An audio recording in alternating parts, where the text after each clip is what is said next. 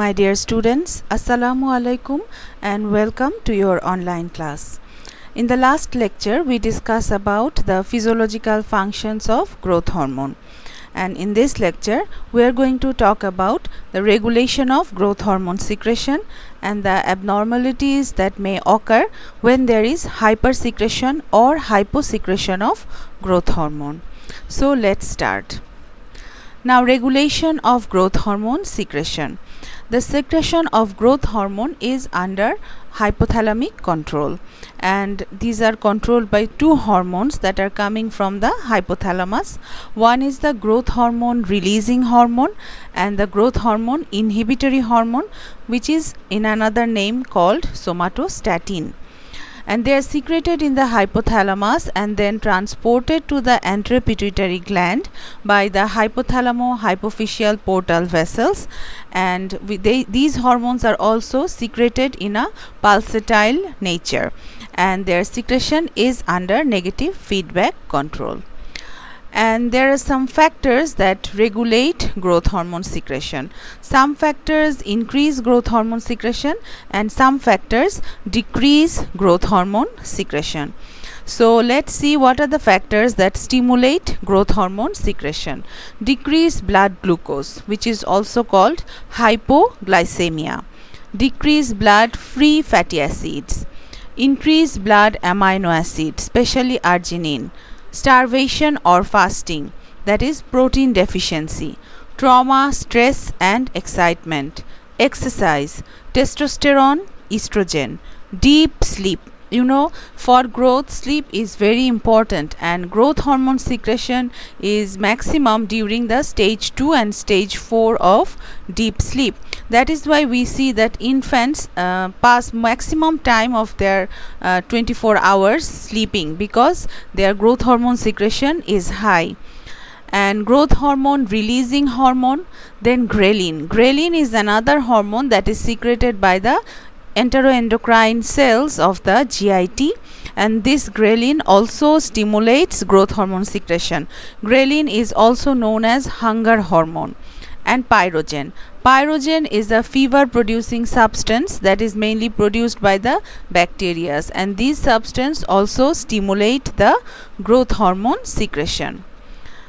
And the factors that inhibit growth hormone secretion are increased blood glucose level. You see, when blood glucose level is decreased, then growth hormone is increased, because growth hormone increases the blood glucose level. And if the blood glucose level is increased, that is hyperglycemia, then growth hormone secretion is inhibited. Increased blood free fatty acid. Aging. Aging inhibits growth hormone secretion. Obesity. Growth hormone inhibitory hormone or somatostatin. Exogenous growth hormone, that means if we administer growth hormone by injection, then that will inhibit growth hormone secretion. And somatomedins, that is also the insulin like growth factors. So these are the factors that inhibit growth hormone secretion. It is very important for you to know all the factors, because these are important factors for MCQ, and these are important questions for MCQ, like which factors stimulate growth hormone secretion and which factors inhibit growth hormone secretion. Now let's move on to the abnormalities of growth hormone secretion. Abnormalities means there can be hypersecretion of growth hormone or hyposecretion of growth hormone. Now first we have panhypopituitarism. Hypo means decreased. So panhypopituitarism means decreased secretion of all the anterior pituitary hormones, not just growth hormone. We know that anterior pituitary secretes 6 hormones. So if all the hormone secretion is decreased, then that condition is called panhypopituitarism, and it is of two types. One is congenital, that means present from birth, and in this congenital panhypopituitarism, the person will have a short stature, that is called dwarfism, and does not secrete the gonadotropic hormones, because we know all the anteropituitary hormone secretion is decreased. So FSH and LH, that are the gonadotropic hormones, are not secreted, so there is no puberty and no adult sexual function. So this is the type of congenital panhypopituitarism. And another one is panhypopituitarism after birth. That means this condition developed first, the person was normal, and then there may be a tumor, pituitary tumor, or thrombosis of the pituitary blood vessels that ultimately causes decreased secretion of the pituitary hormones. And here the person is already a grown up person, so there will be no problem with the stature, the height of the person. So but what are the characteristics in this case? In this case we will find hypothyroidism, the person will be lethargic and there will be weight gain, decreased production of glucocorticoids, decreased secretion of gonadotropic hormones, and which leads to loss of sexual functions.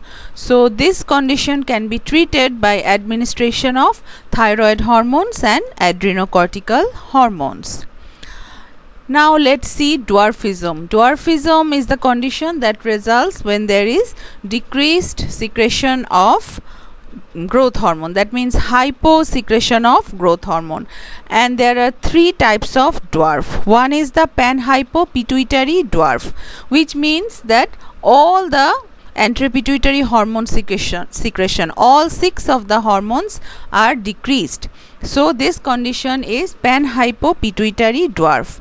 If only the growth hormone secretion is decreased among the 6 hormones of anteropituitary gland, only growth hormone secretion is decreased, in that case that is called dwarfism due to only growth hormone deficiency.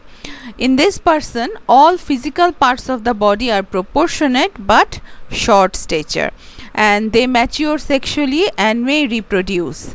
And another type of dwarf is Levalloisian dwarf or African pygmy. Their growth hormone secretion is normal or high, but interestingly, what is the problem here is they have hereditary inability to form somatomedin C. We have already discussed about somatomedins, and these are produced by the liver, and the growth hormones needs somatomedins to exert their effect. So if the somatomedins are not produced, even though there is high levels of growth hormone, there will be no growth. So these are our 3 types of dwarfs, and the treatment for these condition is administration of human growth hormone in the early stage, and it is synthesized from E. coli bacteria by recombinant DNA technology. We can produce the human growth hormone from E. coli bacteria, and the technology used is recombinant DNA. So if we give these persons the human growth hormone in the early stage, then we may be able to prevent this dwarfism. Now, hypersecretion of growth hormone. When there is excess secretion of growth hormone, then the conditions, there are 2 types of clinical conditions that may arise. One is gigantism and one is acromegaly. So first let us talk about gigantism. Gigantism means increased secretion of growth hormone before the closure of the epiphysis. We know that growth hormones act on all tissues of the body, particularly their action on the bone, and we know that the epiphysis of the long bones after a certain age they fuse with the shaft of the long bone. So if the epiphysis, if there is hyper secretion of growth hormone before the closure of the epiphysis, then the clinical condition will be gigantism, and the cause is acidophilic tumor of the anteropituitary gland. Now characteristics, this person, there will be very tall and like 8 feet tall, and height up to 8 feet tall, and all body tissues grow rapidly, hyperglycemia and development of diabetes mellitus, and soft tissue hypertrophy. So there will be bones will be increased in length, and also soft tissues will be hypertrophied. And treatment hoche, if untreated, there may be death in early childhood, and but that the treatment is microsurgical removal of the tumor, because this hypersecretion is resulting from the acidophilic tumor of the anterior pituitary gland. So if we remove the tumor, we may be able to prevent these problems. So this is gigantism. Now let's look at this picture. This person is Mr. Robert, and he is the tallest person in the world, and he is here. You can see that how tall he is, and he is suffering from gigantism. Now, the next clinical condition that may occur from hypersecretion of growth hormone is acromegaly. It is increased secretion of growth hormone after the closure of the epiphysis. So you can see the difference between the two conditions, gigantism and acromegaly. Gigantism is increased secretion of growth hormone that occurs before the closure of the epiphysis, and acromegaly is the increased secretion of growth hormone that occurs after the closure of the epiphysis. Acro means peripheral and mega means large. So acromegaly in this case means that there is enlargement of the peripheral parts. Acro means peripheral and mega means large. So in these persons, the bones don't increase in length, but the peripheral parts of the body, the hands and feet, increase. And here the cause is again the same, that is the acidophilic tumor of the anterior pituitary gland. If you see this picture, this is the normal hand of a person, and this is the hand of a person suffering from acromegaly. So this peripheral part hand has increased in size, almost twice the normal size. And on the faces, what are the changes we can see? We can see that there is frontal bowsing. That means the frontal bones become very prominent. The supraorbital ridge, that one also becomes very prominent.